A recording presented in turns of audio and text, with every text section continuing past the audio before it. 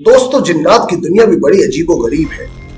अक्सर लोग तो जिन्नात को मानते ही नहीं, लेकिन जिनके साथ गुजरी है, जिन्होंने खुद एक्सपीरियंस किया है, वो जिन्नात से खुदा की पनाह मांगते हैं और दुआ करते हैं कि दुश्मन को भी जिन्नात का सामना ना हो।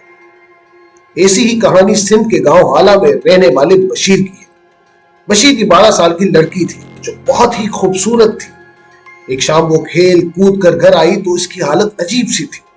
बाल बिखरे हुए, आंखें लाल और कपड़े मेले कुचेले। माँ बाप समझे ज्यादा खेलने की वजह से यह हालत हो गई, लेकिन मामला इतना सादा नहीं था। उसी रात बशीर की लड़की इरम की तबीयत बिगड़ने लगी। उसकी आंखें बाहर आ गई, चेहरे पर गोश्त आ गया और आवाज मर्दाना हो। माँ बाप ये देखकर डर गए, बेटी को बांध दिया और रिश्तेदारों को बुला लिया। सबने पीर साहब को बुलाने की तजवीज दी।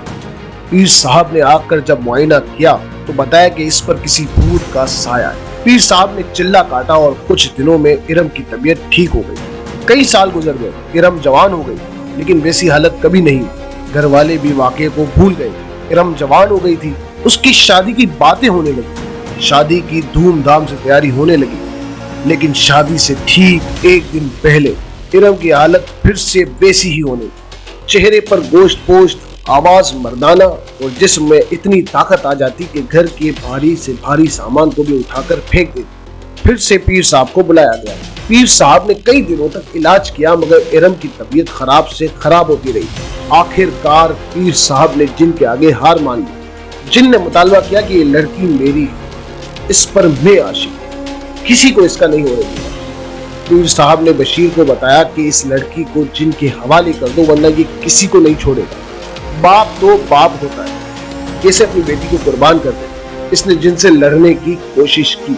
नाजरीन, जिन्नात से कौन लड़ सकता है? चुनांचे अभी बस बाप रोजाना अपनी बेटी को उस जिन की हवस का शिकार होते देखता। वो जिन रात को आता, इरम के साथ हम बिस्तरी करता और फिर चला जाता। आखिरकार बाप ने हार मान ली और खुदकुशी कर ली। माँ पागल हो गई। बाप के मरने के बाद बेटी का क्या हुआ, कहां गई, किसी को इल्म नहीं।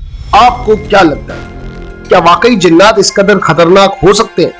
अपनी राय का इजहार करें और मजीद इस तरह की कहानियां सुनने के लिए हमारा YouTube चैनल सब्सक्राइब करें और बेल आइकन को दबा दें।